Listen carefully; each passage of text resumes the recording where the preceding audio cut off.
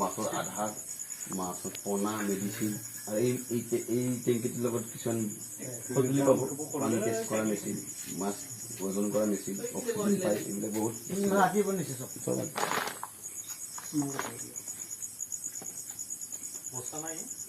আপুনি পইচাটো কোনটো স্কিমৰ কামটো কৰিব ফাৰ্ষ্ট টাইম নেকি 1 লাখৰ না 2 লাখৰ নাকি কোম্পানীৰ কি নাম